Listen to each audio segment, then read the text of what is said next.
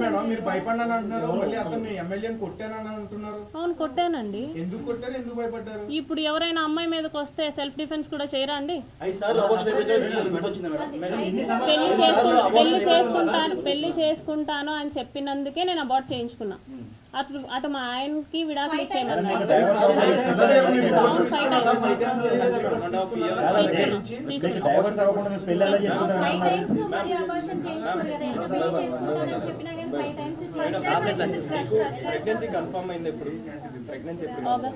August ending లో.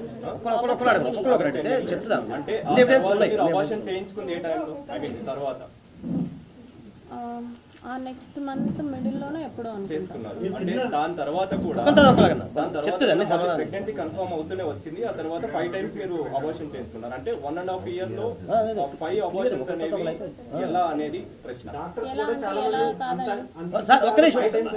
ఎలా కాదని చెప్తారు? ఏదైనా డాక్టర్ చెప్పారా మీకు? ఏ డాక్టర్ చెప్పారండి?